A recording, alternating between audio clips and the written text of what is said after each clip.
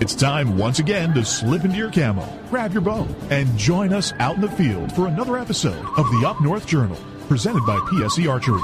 The Up North Journal crew is knocked and ready to rock for another exciting adventure. So let's step outside and hit the trail. This episode of the Up North Journal podcast is brought to you by PSE Archery, Carbon Express, Fourth Arrow Camera Arms, Wind Scent Hunting Sense, Killer Food Plots, Seeds, Supplements, and Attractants, Cabela's, Spot Shooters, Limb Walker Game Calls, Twisted Minds Bowstrings, Hunter's Blend Coffee, Antler Action, and Family Traditions Tree Stand. And don't forget you can catch us in syndication at 2 p.m. Eastern Time on goodtalkradio.com. Welcome back to another episode of the Up North Journal, everybody. Host Mike Adams sitting in the cabin tonight. Wore out with Dan DeFaul, who I think is a little wore out as well. Yeah, 2 days of shooting.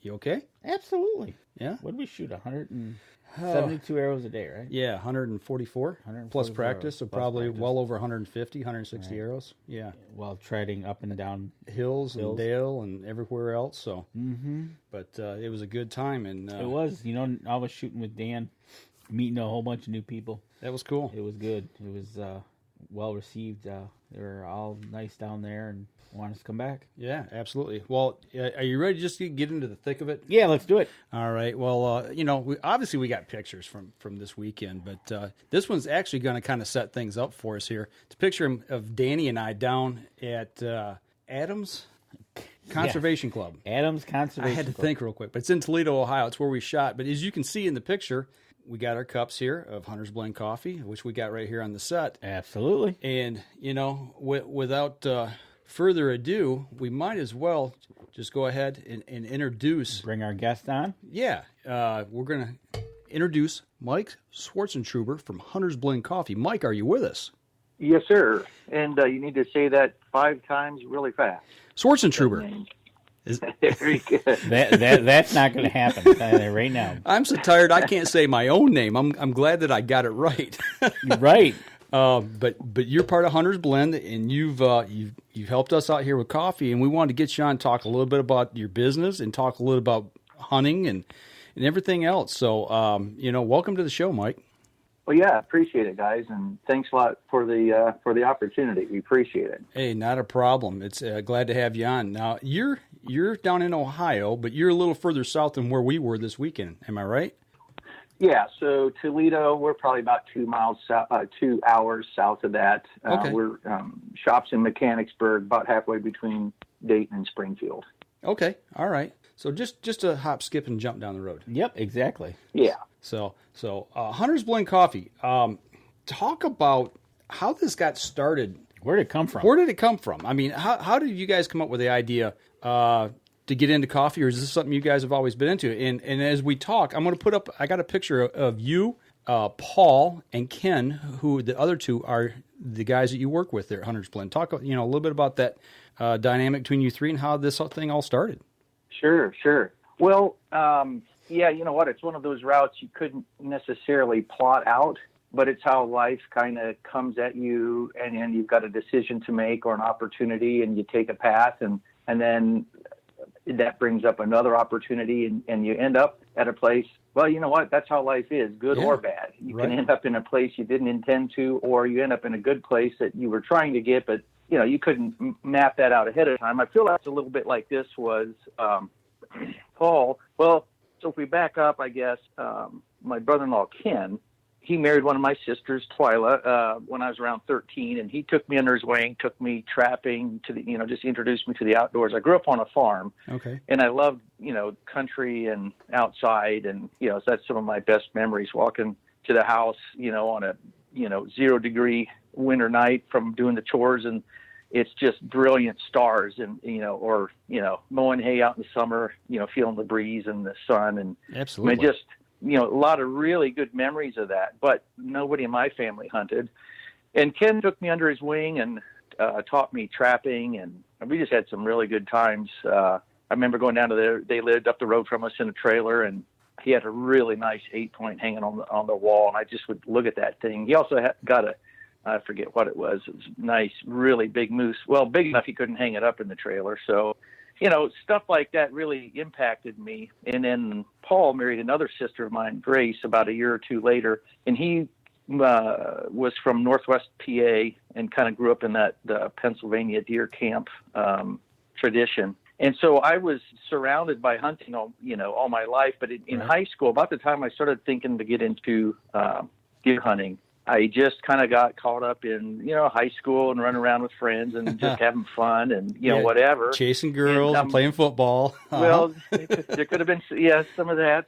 So, it just kind of took priority, I guess. And I kind of got away, but I've always been intrigued and really stayed in touch with hunting and either, kind of vicariously through family and whatnot. About 15 years ago, a little over 15 years ago, Paul was part of a missions organization, and part of what they did was work with churches in Central America and other places in financial support. And you kind of got to seeing that this is kind of like a never-ending cycle here. They do have need, but we're just continuing to help financially. And he said to the guys once down there in Central America, he said, I just paid $13 for a bag of Starbucks coffee, and here you guys are knee deep in this stuff. And they just kind of laughed at him, and they said, there's no money in this for us. It's sad that some years they literally told him, this was a good year.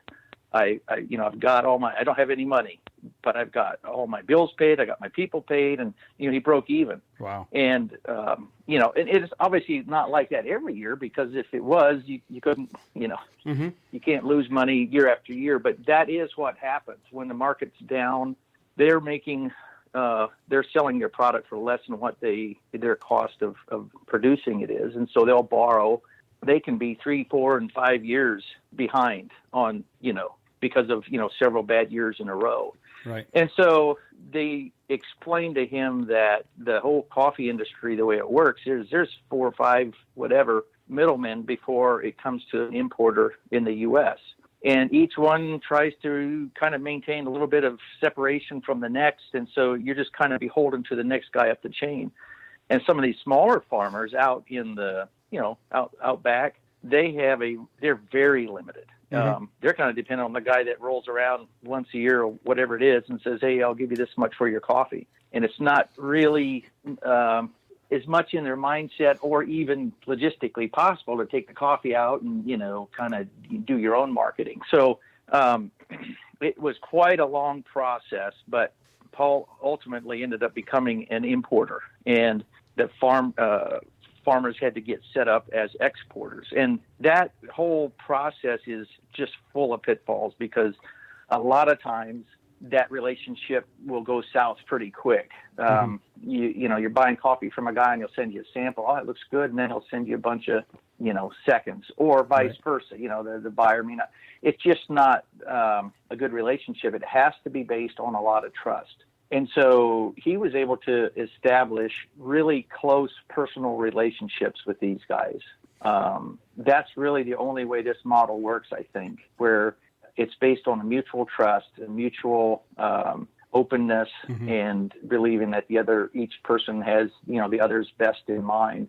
And so that's 15 years ago, started doing the importing, and now doing 4, 5, 6 shipping containers a year. And I remember when he started, I was like, you're just going to start this thing out of midair. I couldn't grasp how this thing's going to work. And it's just been amazing to see it grow out of that. And the cool thing, I guess we're talking about coffee. I can bring this up. The amazing thing is what has happened to the locals as the impact of this business model. It's not socialism. It's not a handout. It's not feel good if I give you a couple extra pennies and now I can sleep good at night. It's just doing good business. And by cutting out, 5 or 6 middlemen, that leaves a lot of money now that can be paid to the farmer. Sure. And the farmer then also has a responsibility in being selective about his process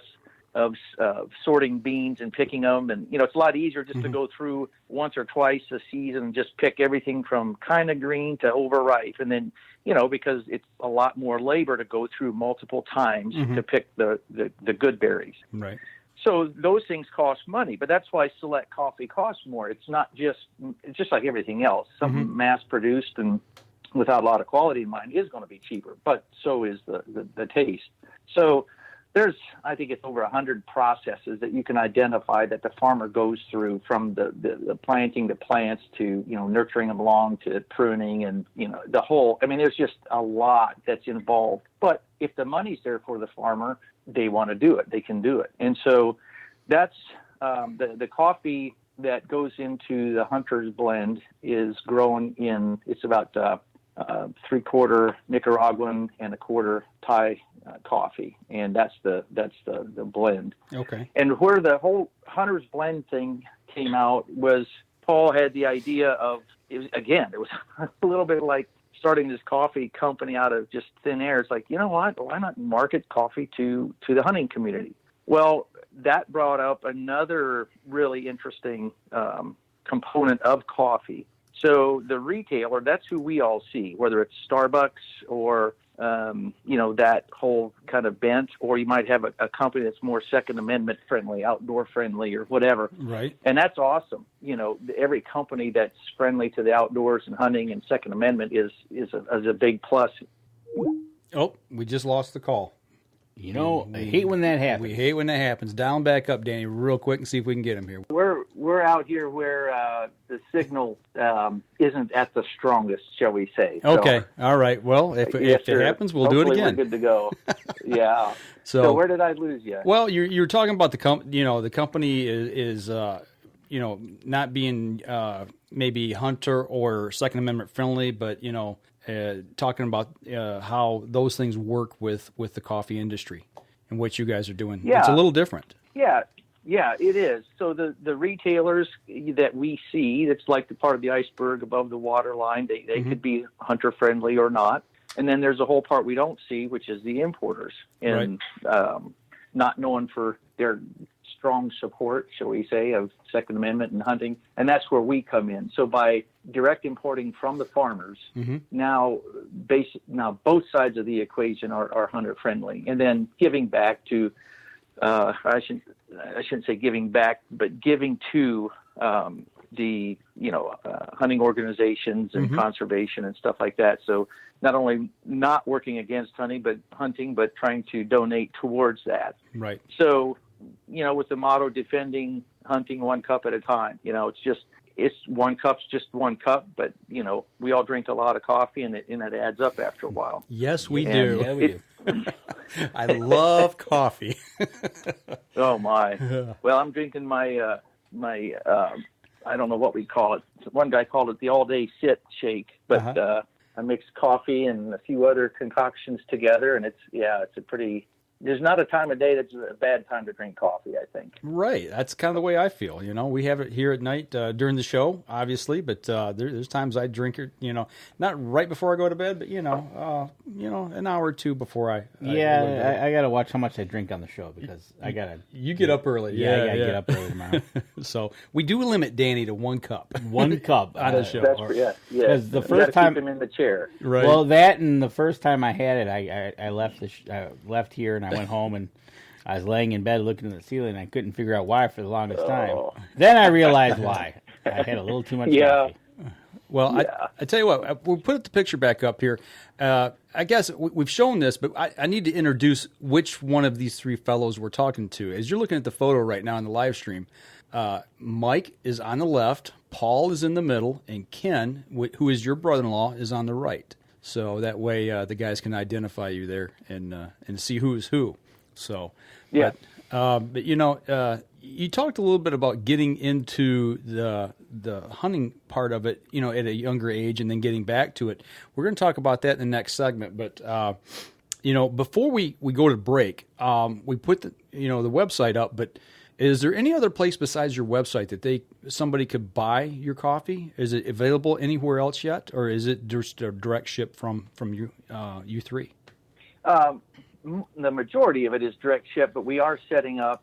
That's why we're at the ATA this year, working with independent local hunting and archery shops just to retail it out of their store, because that's what makes the most sense is Okay. for guys to be able to, or that makes a lot of sense for guys to be able to buy it locally at their hunting shop. And our hope is that the local hunting store realizes that, hey, maybe Bob comes in here and buys coffee instead of his wife, buying what's on sale this week at the grocery store. He says, hey, honey, we're out of coffee. I better go stop in at the store and buy some. And, maybe he'll pick up something else there when he's there in the off season. Right. And then it's the whole thing. We're all working together towards a common cause anyways. Right. So, but yeah, we're on all the social media platforms at Hunters Blend. And then, but yeah, huntersblendcoffee.com is the website. You can just go right there and buy it online. Okay. Well, I'll tell you what. Why don't we go ahead and take our first break? We'll step outside real quick, and when we come back, I want to talk a little bit. You sent me some photos and things of what the three of you have accomplished in hunting, and some of I really like the photos you sent us on your food plot, because you do things a little bit differently. We'll talk about that here when we come back. So we're going to step outside, and we'll be right back after this.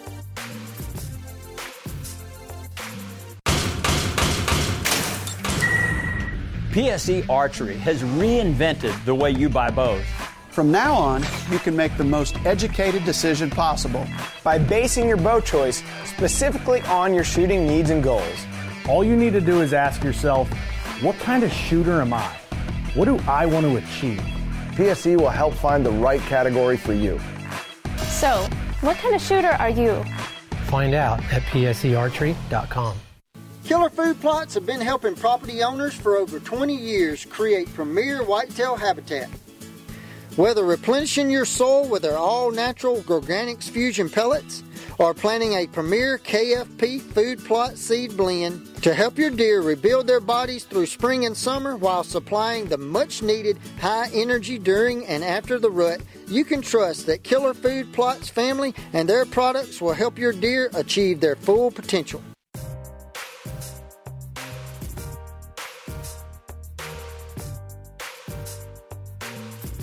Welcome back, everybody. Second segment of the show.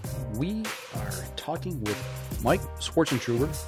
And did I say that fast enough to get all that out this time, Mike? Yeah, you get extra credit for that. Okay, yeah, sure. All right. And he is from Hunters Blend Coffee. So we wanted to talk a little bit about the coffee, because we've been drinking it on the show here for the last month or two, or three, actually, I think now. And we wanted to get him on because he's a hunter, number one. But in the break, Mike, you said you wanted to talk a little bit about the local community. And going along those lines, what did you have for us?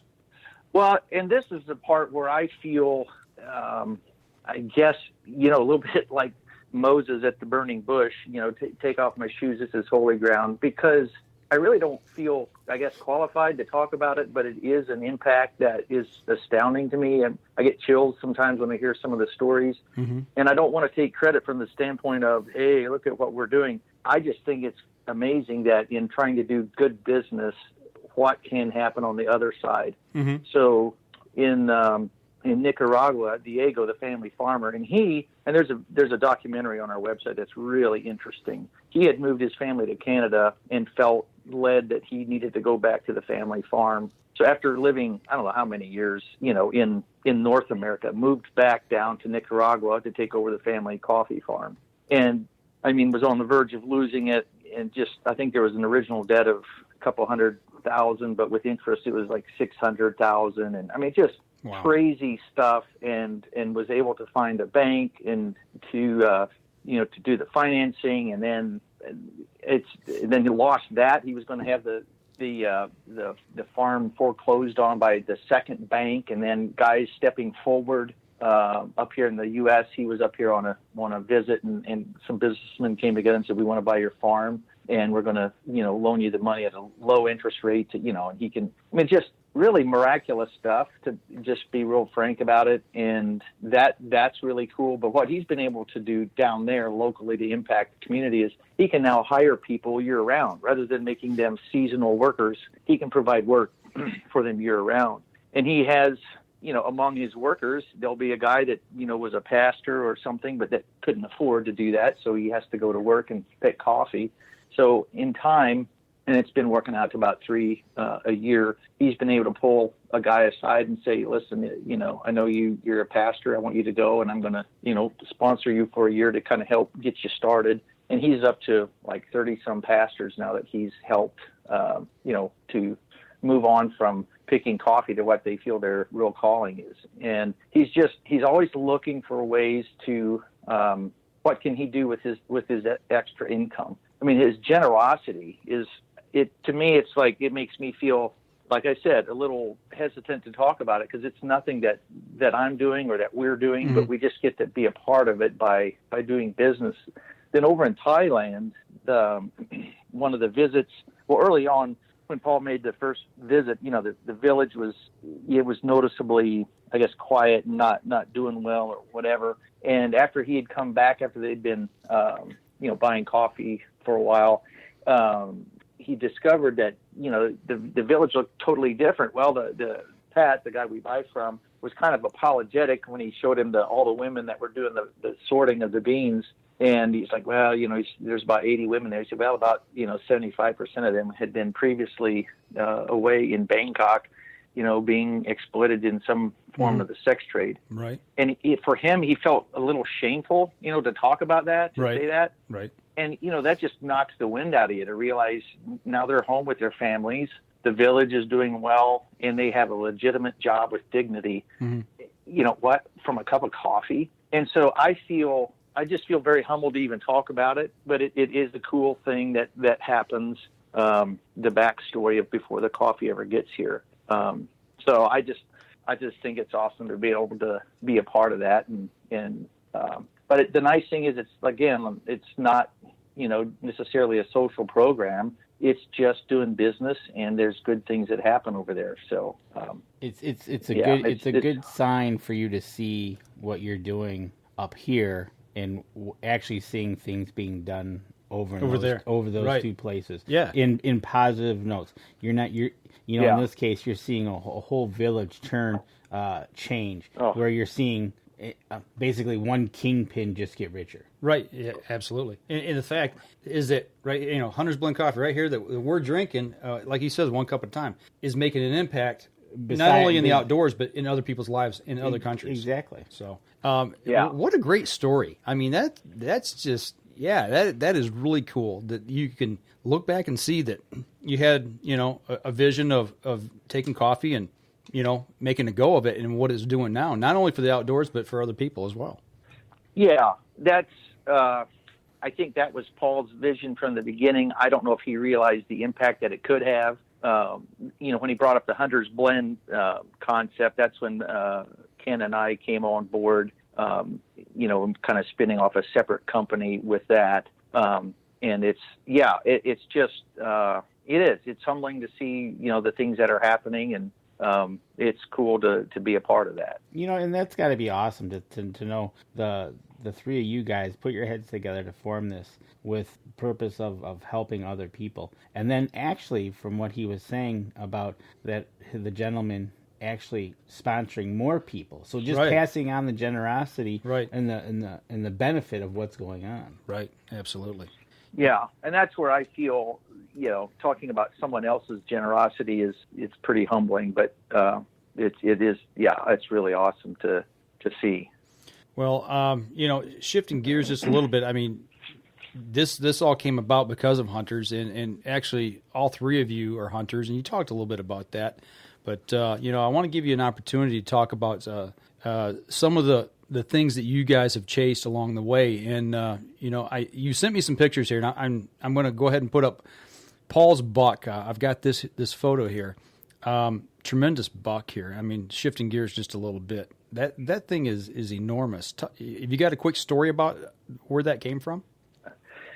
Yeah, that's a crazy story. There's a podcast here in Ohio called the Hunt Fish Journal, and Jerry Everhart's kind of the brain behind it. He's in his 70s, and he's taken field notes every day he's been in the woods since he started hunting, which was back in the 1970s. And he was that was his job. His day job was a government.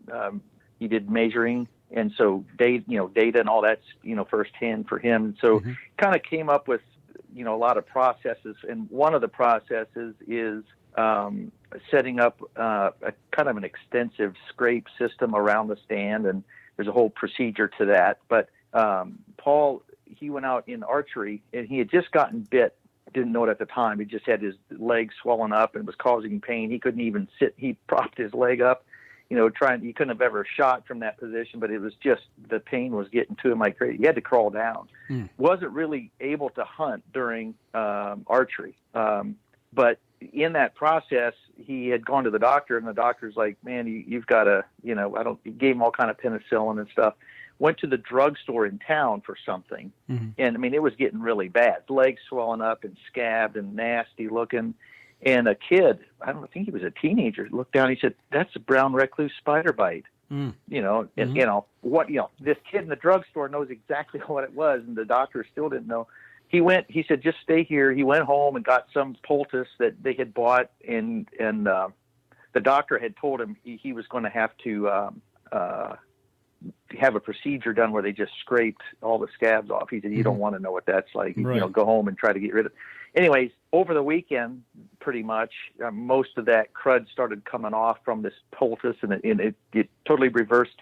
I don't know what would have happened. I mean, he would have had a big gouge in his leg. I mean, it was pretty serious, basically. But it kind of took him out of the hunting season.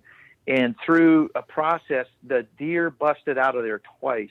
He saw this buck twice, and both, after the first time of it busting out of there, he figured the thing is not. He knew it was a super mature deer, and you see a buck like that once, and he busts out of there, he's gone. You're not going to see him again.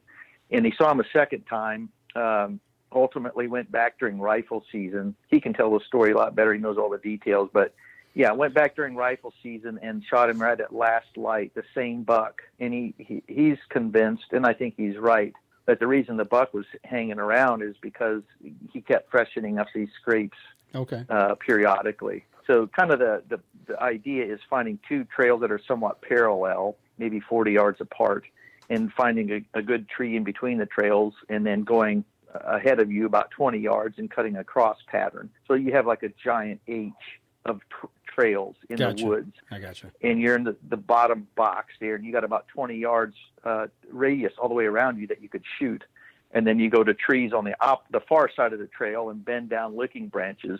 And the key that Jerry found was, he didn't find much action with 1, 2, 3 scrapes, and keep bumping it up, and started seeing more and more action. So the goal is to have half a dozen or more scrapes all around you. And I've been able to see that develop on camera. That the action that brings in. And anyway, so somebody called it the spider buck, which I thought was a pretty good name for it. And, sounds like it. Yeah. So but it was cool. He had a redeeming chance there in gun season after figuring it was a lost cause. So that is awesome. Kind of a buck of a lifetime there. Now, somewhere in the 170s. The antlers on that thing is just incredible. The long tines, got a crab claw in the front. You can tell that's just a mature whitetail, no doubt about it.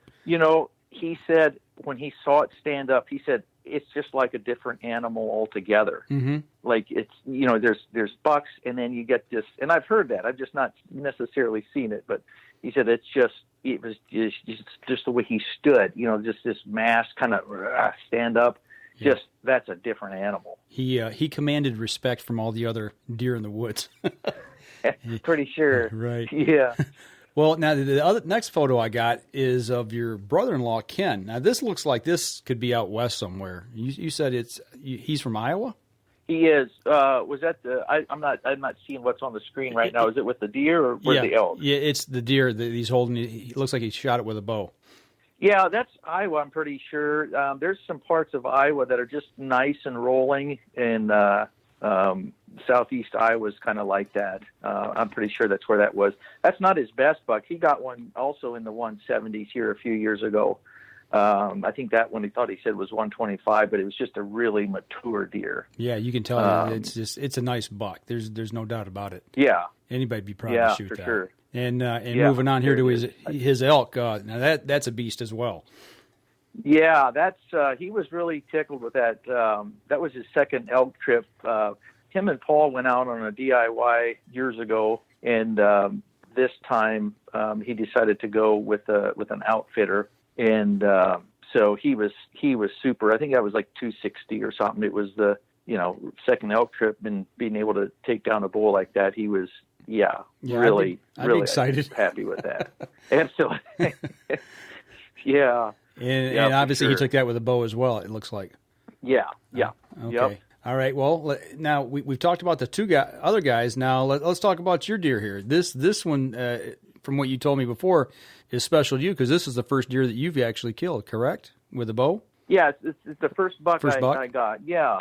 So I hadn't really done active hunting. I mean, here and there, but never deer hunting. And then my son in sixth grade, so it was about 6 years ago, he was taking archery in school and really enjoyed it and was really good at it. Mm-hmm. So I took him over to my neighbor, Troy, he's in his, I think he's pushing 60. And I mean, he's been hunting since he was a teenager to literally put food on his mom's table. And he is a avid, hardcore, disciplined guy. Mm. And so I knew he'd be a good teacher. And so I kind of got the bug as well and ended up, getting my own bow. And that's when I started hunting. So we have 5 acres in the back, maybe acre or so is huntable or two.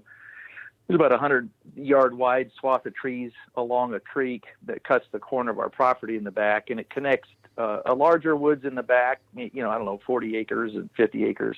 And then maybe, 10 acres on the other side, and then the creek. There's just a travel route along the creek there. Right. And so I just had the one stand basically, and Troy told me, now you can't overhunt your stand. Well, that's what I promptly proceeded to do. Right. And just kept seeing less and less and less deer, and finally, I think it was early December. I got a little guy. He said, and this was the other advice he gave, is I don't care what you see, the first deer you can shoot, you shoot it. Right. Good and advice. It was a fawn. He was born that year.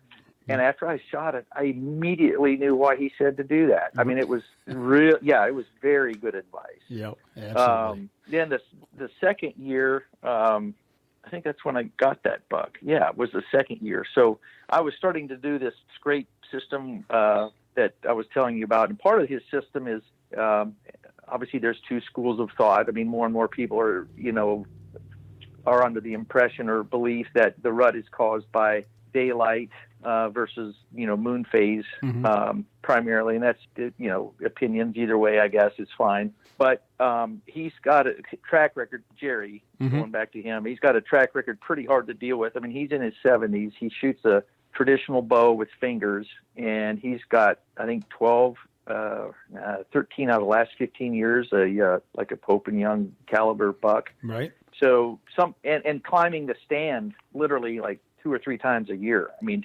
he's doing something right. And I figure I could probably learn from him. So I was, kind of trying to follow that procedure. And part of his procedure then is you stay out of your key stands, your primary rut stands. You don't go in there until the first day you want to hunt it. And so basically he's come up with an algorithm, a mathematical formula of those daylight, the rate of change of sunlight, which varies by a couple of days. I mean, we all know, most of us know, the second week in November in this part of the country is going to be pretty hot. Right. But with his basically algorithm, figuring out more precisely rather than that week, what's the maybe 3 days where it's going to be peak. And so he used to do it by hand. It'd take him about a half an hour to do the calculation. And now he's got an algorithm. It's just computerized.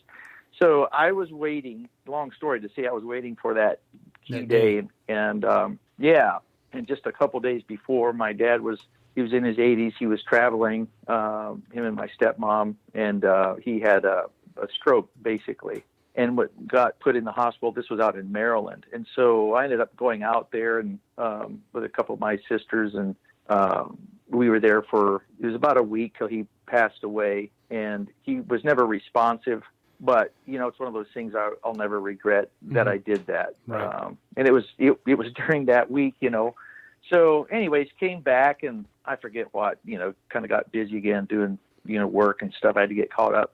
But a few weeks later, my daughter was looking out her back window one morning. She said, "There's a deer out there." And I looked, and I'm like, "Well, I think he's got horns, So I got the binoculars and looked, and sure enough, it was like a little 8-pointer or whatever. And then I realized his one leg was broken, and that's why he was feeding there in broad daylight. Okay. And I figured, I guess I don't know if he was close enough to the house where he wasn't close, but I mean, he could have been other places, but he was right there. There's some, I guess there was some greened up stuff there. Now that I think about it, looking back. So, I think it was an area that I had cut or something earlier. And so it had a little bit fresher leftover stuff growing there or something.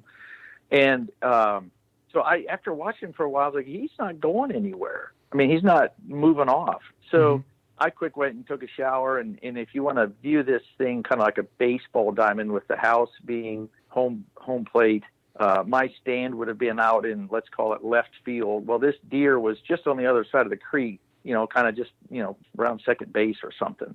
And so I had my son take me out on the 4-wheeler, because I figured he wouldn't be scared, and he wasn't. He just laid down. And he took me around back to kind of where my stand was, and then dropped me off. And then I had him go out to, let's call it right field, like down the right field fence, if you want to look at it like that, and just putter around for a little while on the 4-wheeler, so that attract attention up there. So I got up in my stand, and I couldn't see this thing, and I was about to give up. And that's when I learned something else that day. All of a sudden, I saw a little flash of white, and here he was laying down, just, licking his leg and his antler moving. He was there in broad. I mean, he was right there, like, I don't know, 30, 40 yards away, but I couldn't see him. The whole time. He was just laying there and realizing how easy it is to look past a deer if they want to hold still or whatever. Blend right in. So, oh, totally. So I crawled down and was able to get over to the creek and kind of essentially stalk up through the creek, let's say. The bank was high enough I could keep my head under it. And I got within probably 10 yards. And once he put his head down to eat or whatever, looking the other way, I was able to stand up. And it's good it was 10 yards because I was shaking so bad. Right. That pin's moving all over the place. So, and he took off like he wasn't injured, and I just knew I missed him. I mean, the guy looked healthy as a horse. So another learning experience, I crawled up out of the creek to, stand on the bank then, and I look over, and he saw me just then, and he busted off again, and I should have, again, just backed out right away, but I just thought I had missed him. Right. So at that point, I did go to the house, and here was cool because my family was up there watching the whole thing. That's so cool. that, I had no idea. So it was kind of a neat family thing. Anyways, I went out half hour later and found the arrow stuck in a tree, and it was covered with blood, but I couldn't find hardly any blood trail. So I finally gave up and just went to where I saw him last. Mm-hmm. And there he was piled up on the other side of some bushes. He just didn't go far. Fortunately, it was a really good shot. Fortunately, can't take credit for it, but fortunately it went to a good spot, and he didn't go far. But I think with me being, almost a level shot, there's no chance for the blood to, leak out yet. I mean, it was all in the cavity or whatever. Right. So that was a lot of fun. I mean, actually, our whole family was one way or another kind of involved in it. And it was after my dad passed away and spending the week there with him. And so there's just a lot of memories around. So I did a European mount out of it and got it on my wall, and that's a picture of my son and I there with it. So that's a great story. Yeah, it's just a good, and it's a nice little basket, So that's a great way to kick it off, man. Put the first buck down like that. Yeah, right. I would take it absolutely. No, that is cool. For sure. Well, I tell you what. Why don't we step outside? We've got a few more minutes here, and we'll take our next break. When we come back, I kind of want to show the food plot system you got set up there. The pictures you sent me, because the way you just described this hunt, that's where you shot this buck at, right? Yeah. Okay, so kind of between the two. Yeah. Go ahead. Well, I was going to say we'll kind of go through that because it's such a small piece of property, but it just goes to show you that the property doesn't have to be huge to provide deer to be able to put venison in the freezer. So that's right. All right. Okay. Yeah, absolutely. We'll step outside. We'll take a quick break. When we come back, we'll continue the story. We'll be right back after this. PSE Archery has always dominated the speed category. Now, the most revolutionary cam system ever to hit the market has perfected the shooting experience. Introducing PSE's Evolve Cam System, featuring extremely high let-off capabilities and the smoothest draw cycle in history. No other cam system has ever delivered this level of total comfort and total control. Experience PSE. Experience performance. Killer Food Plots have been helping property owners for over 20 years create premier whitetail habitat. Whether replenishing your soil with their all-natural Organics Fusion pellets or planting a premier KFP food plot seed blend to help your deer rebuild their bodies through spring and summer while supplying the much-needed high energy during and after the rut, you can trust that Killer Food Plots family and their products will help your deer achieve their full potential. Hey, welcome back, everybody. Third segment of the show. Right before we went to break, we were talking with Mike about the bucket he had shot. But Mike, actually, he had sent me some photos earlier in the week, and he talked about, hunting small. You said you got 5 acres, right? Right. Okay, so the first picture we're looking at, right next to the house, it looks like, looking at your backyard, and at the very back, it looks like switchgrass, and then there's a tree line. Mm-hmm. So now this is your backyard, and then it leads to the food plot, which is on the other side of the switchgrass. Am I correct? That's correct. I have kind of 2 food plots. One is on the side of the creek where the house is, and that's a good half acre. And then across the creek, there's the way the creek runs catty corner through the back corner. So there's about a 60 by 100 plot back there, which opens up into a hay field. So that's a kind of like a hidey hole, at least it's somewhat protected back in there. Right. Yeah, there's one picture here I'm looking at. It looks like you're looking uphill, and it looks like you can see where the deer have just tore the vegetation up going up that hill. That looks like that's where they're feeding at. Yeah, I think I should put a camera out there again. My guess is that could be daytime feeding, like at least early morning or evening. Okay. Because I know during the night they go all out through the field. Mm-hmm. But I'm guessing that's some kind of daytime feeding where they're just out of the tree line where they can bust back in there anytime. Yeah. But you can totally see where they're keeping that hammered down pretty good. And then my plot on the other side of the creek, I didn't send any picture of that. It looks like it's pitiful soil over there because the crop is just way shorter and thinner. Right, where they're mowing it down. Yeah, because they're protected back there. Somebody gave me a good idea. I'm thinking about maybe fencing that off with a hot zone fence next year to try it. Yep. And just keep them. Yeah. Use a fence like that. Give the food plot some time to grow. So you got some food right on. Then wait till the fall and then open it up whenever I want to hunt it, or in the winter. Wait till even whatever late season and then open it up. Yeah. Right on. And you sent me a couple of videos here, and you talked a lot about this tonight, talking about making scrapes and licking branches and things. And so I kind of wanted to give you an opportunity to talk about this. I'm showing the doe video right now that you sent me. Oh, yeah. The 3 does or the doe and fawn? The 3 does. The 3 does working the licking branch. Yeah, it's so this is the setup that you use. You make a scrape and then you make the scrape underneath the licking branches. I take it. Yeah, correct. So the big thing is in the spring to try to get the licking branches started up, and then by default, that's where the scrape's going to be in the fall. And last year, I actually had the most success. I used to use deer urine, like doe and heat, whatever's left over from the previous winter, to put it on the branch to kind of get it started in the spring. And I think that works. Mm-hmm. But last year, and there's a cumulative effect too. The more years in succession that you do it, it has a snowball effect too of attracting, especially bucks. But last year I tried, what was it, Smokey's preorbital gland lure, buck lure, and holy cow. Those does, you see 3 of them on the same branch. Now, I only have one picture like that. Don't get me wrong. It wasn't every branch all day, every day, but I've just never seen something like that before. They were going after them. So at that point, they're on the branches already. They're keeping them active. Right. And then in the fall, last year I started probably early September, which was a little early, but I was starting to see some signs around here anyways of activating the scrapes. So the goal is to have at least 6, 6 to 8.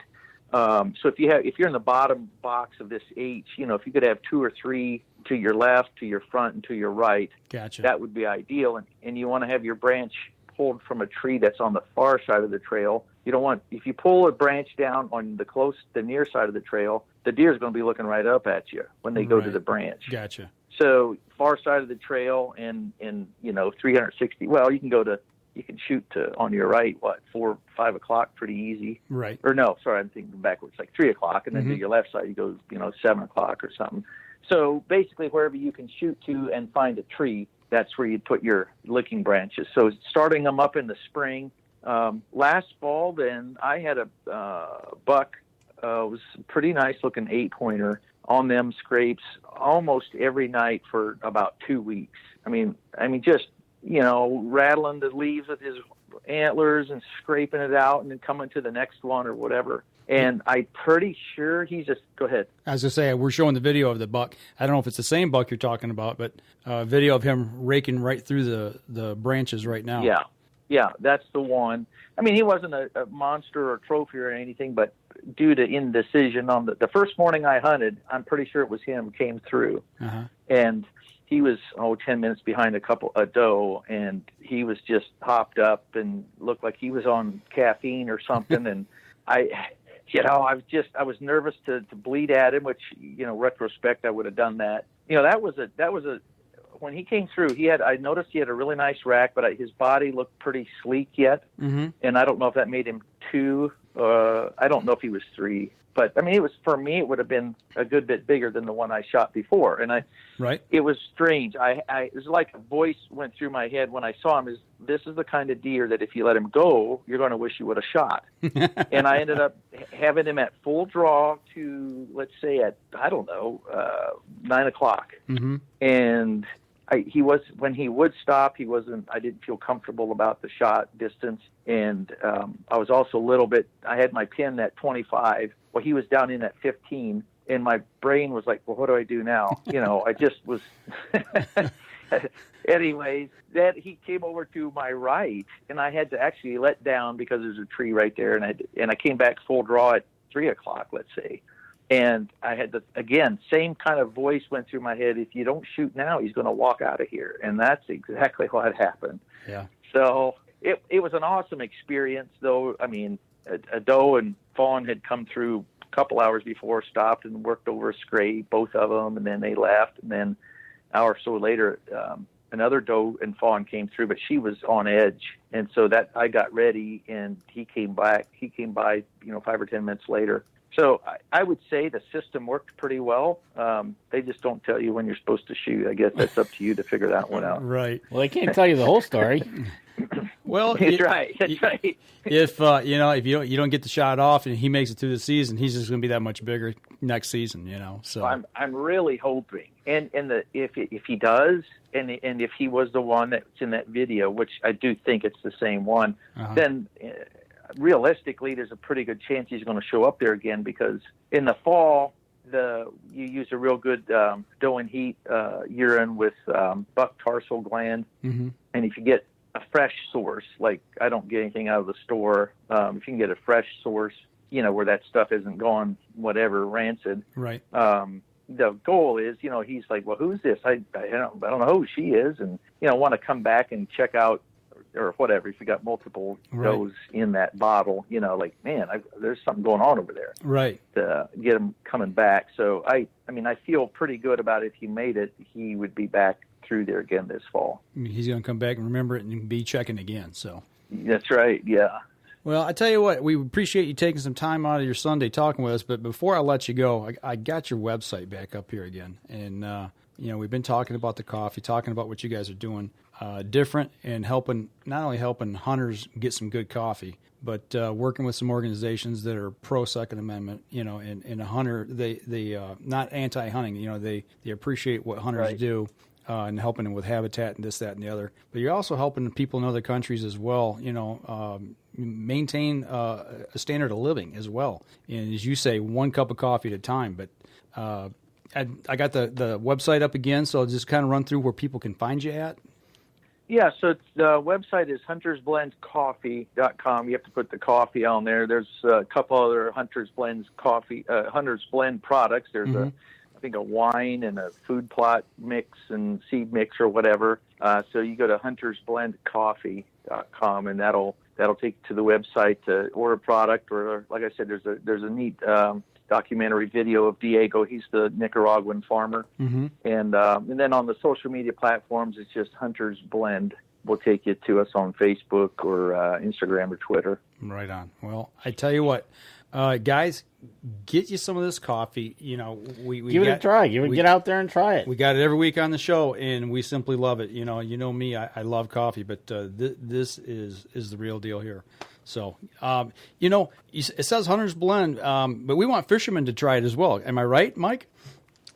I think that's a good idea. A fish camp, deer camp, turkey camp, it doesn't matter. If you're an outdoorsman, get out there and try it, and get over to their website and get you a bag ordered and get it to your house. So, Mike, thanks again for taking time with us. We're going to step outside and take a quick break. And we come back, we're going to talk a little about, we've been talking about archery. You shot your first deer, you talked about that and that story. So we're going to talk about our archery tournament that was down in Ohio this weekend. So Mike, you take care, and we'll talk again soon, okay? Hey, thanks so much for having me on. Appreciate it, Hey, guys. No problem. Hey, we're going to step outside. We'll take our next break. We'll be right back after this.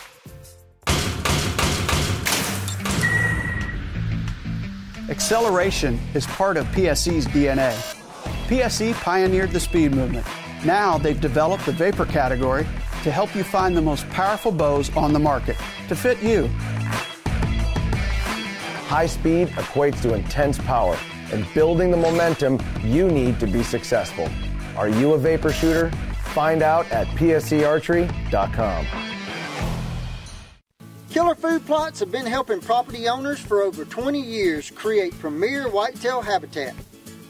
Whether replenishing your soil with their all-natural Organics Fusion pellets or planting a premier KFP food plot seed blend to help your deer rebuild their bodies through spring and summer while supplying the much-needed high energy during and after the rut, you can trust that Killer Food Plots family and their products will help your deer achieve their full potential.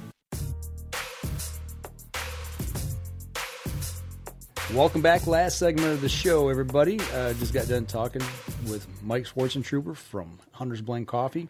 What a good thing. It what is. a good thing to see. They had an idea, Mm-hmm. They put it together, and it ends up helping not only in one country, not two countries, but in 3 different countries. And Absolutely. It's just the trickle-down effect of how, doing it here in the United States trickles into Nicaragua and into Thailand, and then it trickles down in there as well.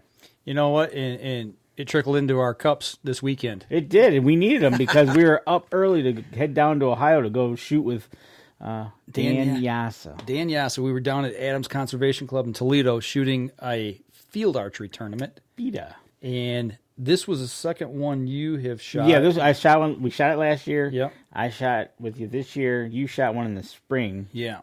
And we were able to get together under the disguise that we were going to get poured on, but luckily that didn't happen. Right. Well, we got out on the course. This is the foursome that we were on the course. Right, exactly. Our group here. Yeah. Me and Danny and Dan Yassa and Sophie Howard. Make sure I get the last name right. Right. And she's been doing some work with Dan. Dan's been kind of coaching her along. And I tell you what, this girl can shoot. Yeah, she can. She shoots a lot better than you or I. Absolutely. There's no doubt about it. So, but we had a blast out there on the course. We did have a blast. And, it was the first time that Adams Conservation was hosting this event. Mm-hmm. So actually they were kind of nervous. And it through trials and tribulations of needing to, Dan was helping them as well and kind of give them some pointers. And they kind of asked us, what did we think? Right. As kind of outsiders looking in. So, it was a great weekend.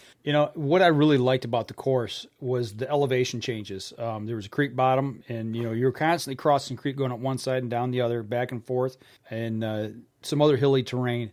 What a beautiful, beautiful scenery to be in and out shooting the bows this whole weekend. You know what? And it was supposed to rain, but it didn't. Right. The humidity wasn't that bad. No, and mosquitoes were non-existent. Really. We just had a few in the morning today, and then they were gone. But, it turned out not to be too bad of a weekend, and being overcast helped out. It did, absolutely did. Yeah, you didn't have the sun blazing down on you, or depending on which way you're shooting, maybe blinding you. The wind wasn't bad at all. I mean, it was a great weekend to be outside and be shooting the bows for sure. Absolutely, and like you said, the elevation changes. The one shot that we got to, our second shot, number 3, was an interesting fact that, we were shooting uphill, because here's a picture of Dan getting ready to shoot, and you can tell by the way he's angling upwards. And it was funny because everybody that was talked to, this was one of the shots that they always talked about, was this shot right here. You either loved it or you hated it. Exactly. To me, I really liked it. It was a tough shot. I think Dan said it was probably like a 20-degree, something like that. Yeah, incline. It was a 20-degree incline, and here's the picture of Dan and Sophie shooting it together. We shot in pairs at this one, and you can see the 4 targets up at the top. But it was just wild. And then when you walked up there, you got your arrows, and this is the angle that they were going into the right. target. So you kind of try to figure out what you're shooting uphill. Right. So it was a blast. That, if I remember right, that was 15 meters. And Yes. that's the thing too on the FITA course. The first day was unknown distance. You walk up to a target and you shot from the color stake that whatever group or whatever classification you shoot in, and you shoot from a stake. Okay, whether it be red, yellow, or blue. And obviously we were shooting from the furthest one. But these 3, all colors were the same at this stake. So I think it was 15 meters. Because the second day, which was today, they give you exact distances to shoot. And today was a longer course. Yeah. Except for this one. So what did you think about shooting in meters versus yardage? You know what? Once we talked about this and trying to figure out, okay, 1 yard equals how many meters, and when it says a number or what you think it is a number, do the multiplier in your head, come up and put it to your pins, because we're dealing within yards. Right. So, but in the picture you're showing now with Dan up there, and he it was quite a poke on some of these, up to 65, I think was the longest one. 60 feet. 65 meters? Yeah. Or 65 yards? No, 60 meters. Meters was the longest one on the back. Yep. And that was quite a feat. Well, we all got it together on one particular target. Yeah, we did. That was a great target. And I think this was about a 45-yard or something like that. 40-meter shot. 40 meters, yes, meters. So it wound up being like, what would that be, 44 yards? Yes. So our quick calculation in our head without being totally exact. But as you can see, Dan's arrows were driving in the deepest with his green fletching there. But it was a great time. You kind of ended the day here, towards the end of the day, with quite a little feat. It was kind of funny because I had not said anything all day, and I swear that just before this happened, I was walking and I was gonna say something, but I didn't, because I didn't want to jinx myself. Right. Because I was like, you know what? With all the arrows, because we're each shooting 3 arrows, so 4 of us shooting 12 arrows at the same target for the one face targets. Mm-hmm. Is you showed in the previous picture, our arrows were being grouped really tight, and I was like, man, nobody's jammed another arrow into somebody else's shaft, and I'm like, wow. So I didn't say nothing. So this was on a 45 meter target. Yes. So that would be about 49.5 yards. Right.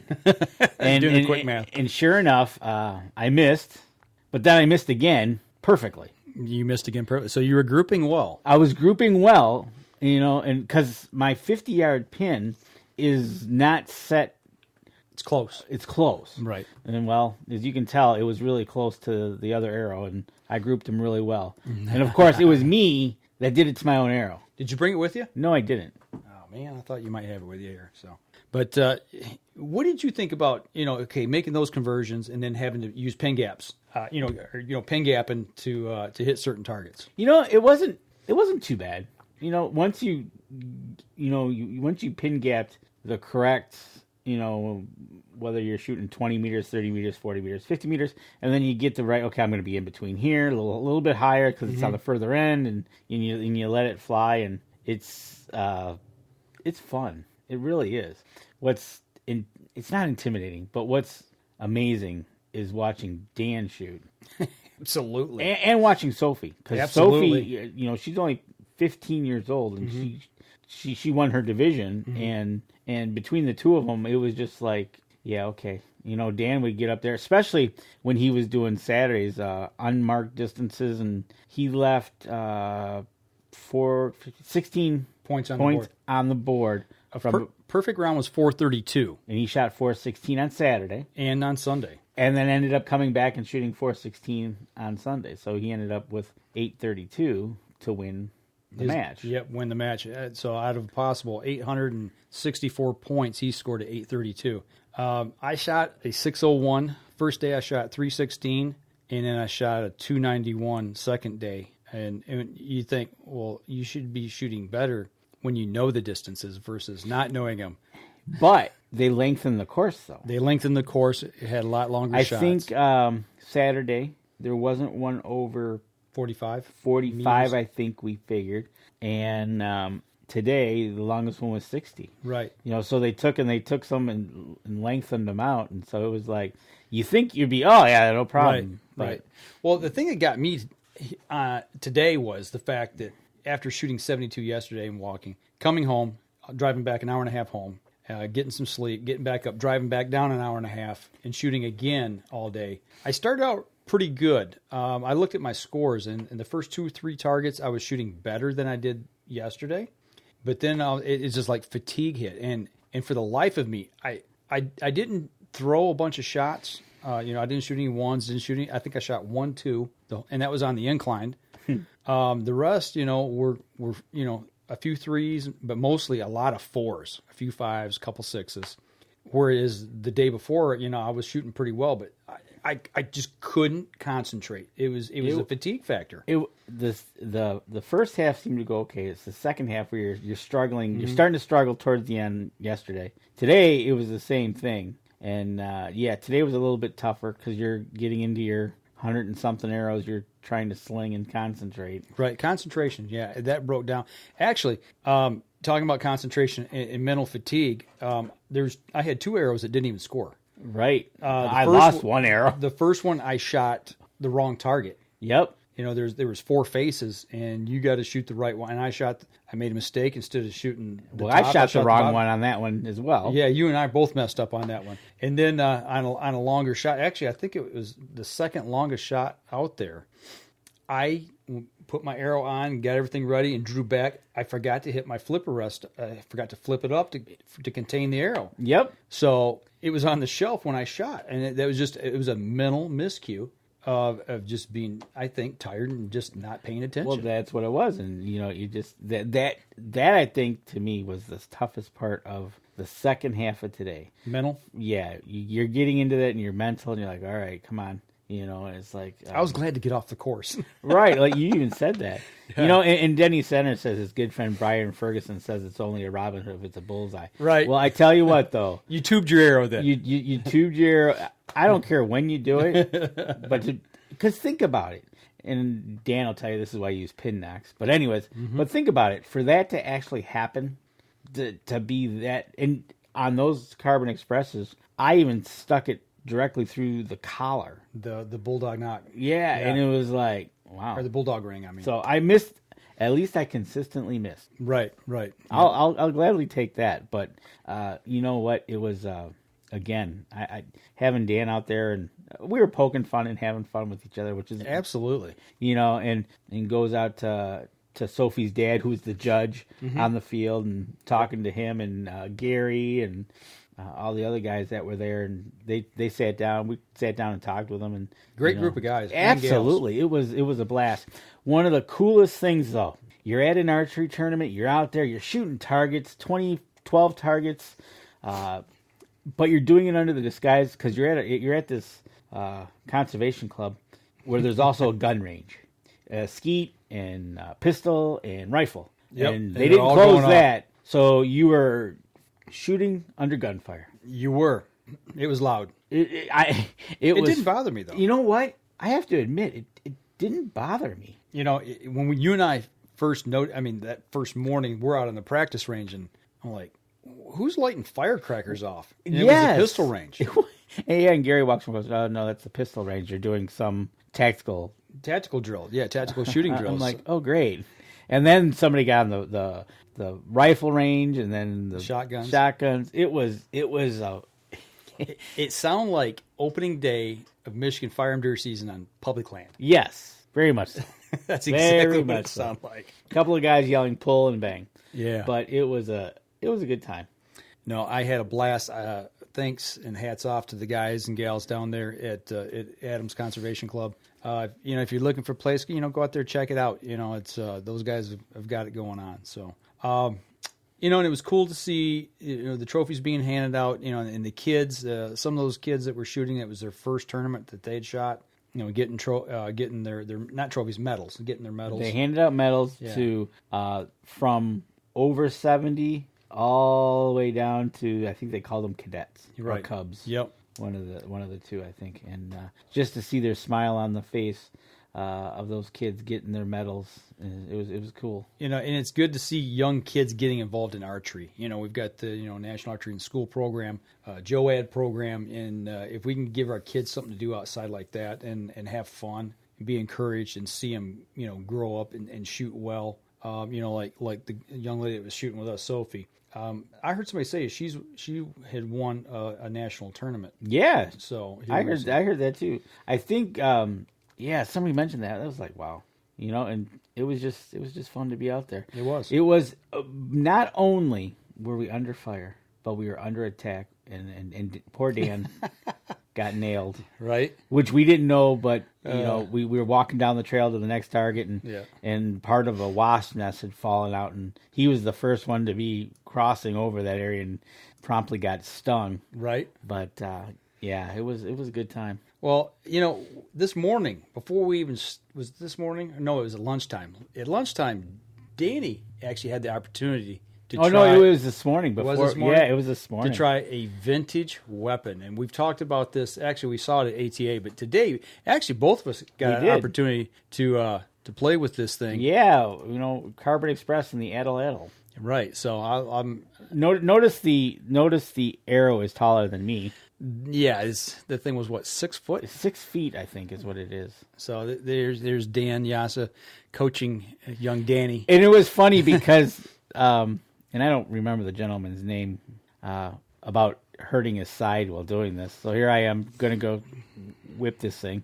You had a good throw there, man. It worked. Yeah, I was like, okay, and then. And it was funny because this thing is 6 feet long, and you're chucking this into the air, and it was just it's a fun thing. It was. See, there again, there's Dan talking about how high the thing is. So we clipped audio on this because it'd be a little hard to understand what we're talking about here and hearing all that in the background. Because I really don't remember what all we were talking about. Right. Just to be safe. But not only did I do it, you did it as well. Yeah. So here's my go at it. A little apprehensive. I'm like, okay, what do we got to do with this thing again? So I take this big running start, and then I just whoop.